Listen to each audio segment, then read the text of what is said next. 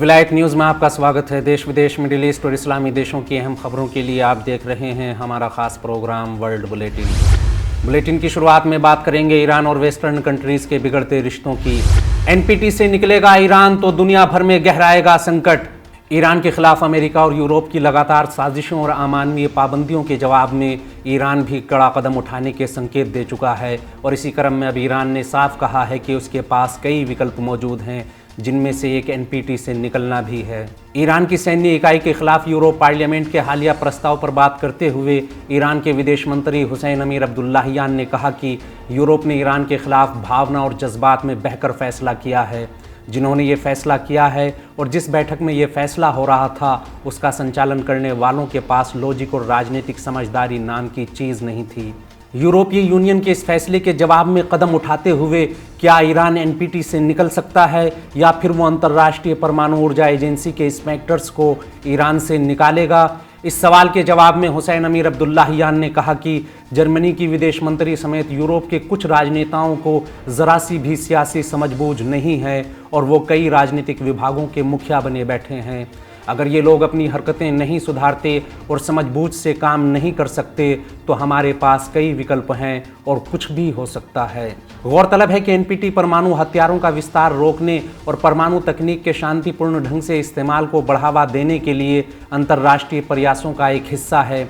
NPT की घोषणा 1970 में हुई थी। अब तक 186 से अधिक देशों ने इस पर दस्तखत किए हैं।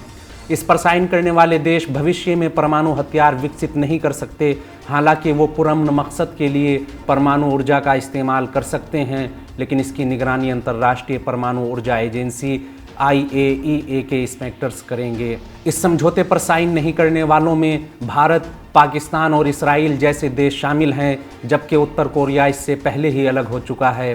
भारत काफ़ी समय से कहता रहा है कि वह अंतर्राष्ट्रीय परमाणु अप्रसार संधि पर साइन नहीं करेगा क्योंकि ये भेदभावपूर्ण है। भारत और इस संधि पर दस्तखत नहीं करने वाले देशों का तर्क है कि विकसित देशों ने पहले ही परमाणु हथियारों का भंडार बना लिया है और बाकी देशों पर अप्रसार संधि थोप रहे हैं। अगली खबर में बात करेंगे यूरोप में बढ़ते इस्लामोफोबिया और कुरान मजीद के अपमान पर अमेरिका के मुजरिमाना बयान की।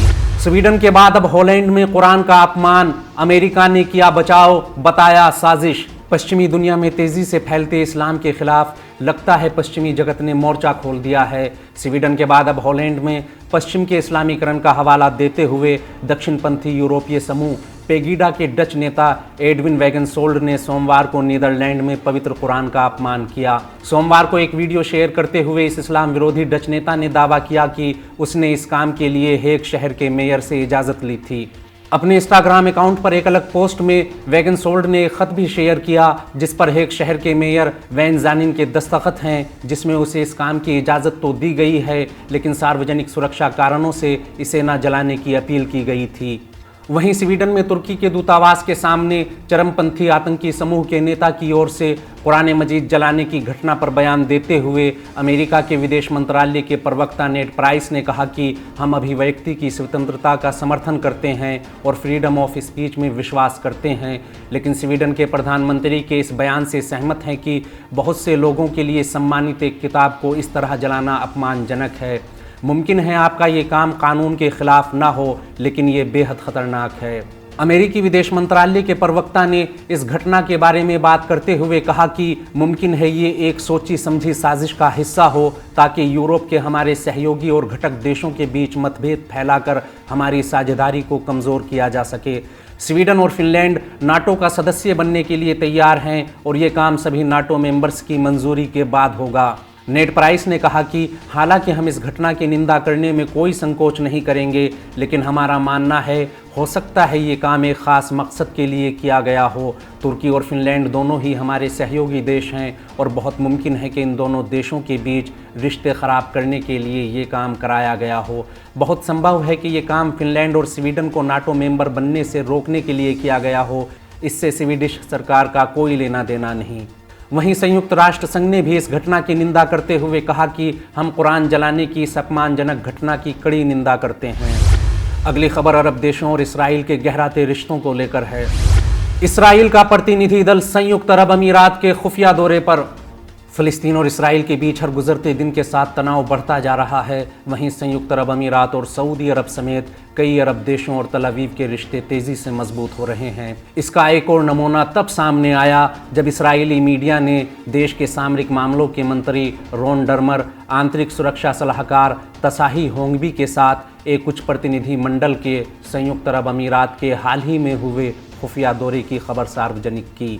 ज़ायोनी वेबसाइट वाल्ला ने खबर देते हुए कहा कि रोन डर्मर और इसराइल के आंतरिक सुरक्षा सलाहकार ने इतवार के दिन यूएई का दौरा करते हुए इस देश के वरिष्ठ अधिकारियों और राजनेताओं से मुलाकात की।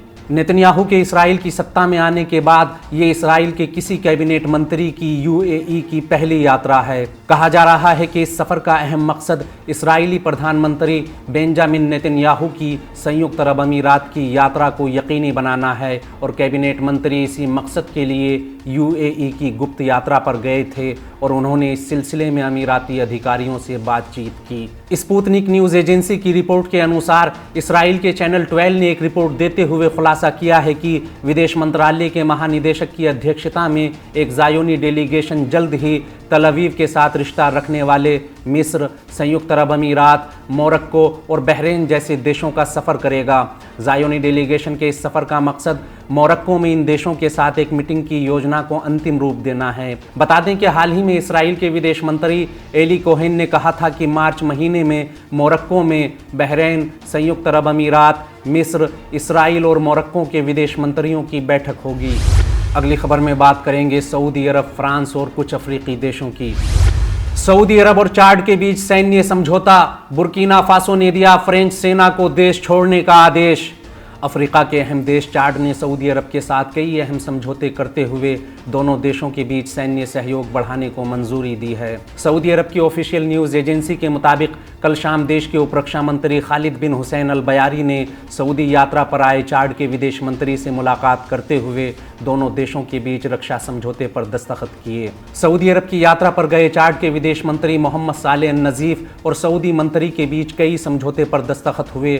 दोनों देशों के बीच हुए समझौते में डिफेंस को लेकर खास जोर दिया गया है। सऊदी अरब और चाड मिलकर ट्रेनिंग और सैन्य अभ्यास, लॉजिक सपोर्ट, सैन्य चिकित्सा और दहशतगर्दी के खिलाफ जंग में एक दूसरे का साथ देने के लिए सहमत हुए।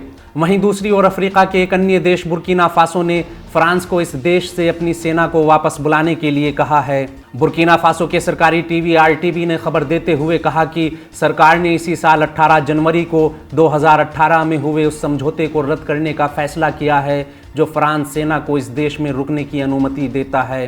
फ्रांस के पास 1 महीने का वक्त है कि वो इस देश से अपनी सेना को वापस बुला ले।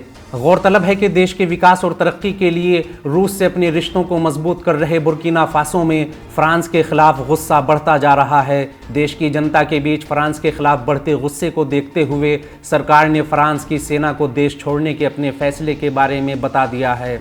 बुर्किना फासो सरकार के प्रवक्ता ने एसोसिएटेड प्रेस से बात करते हुए कहा कि हमने फ्रांस के राजदूत को भी देश से निकल जाने के लिए कह दिया है।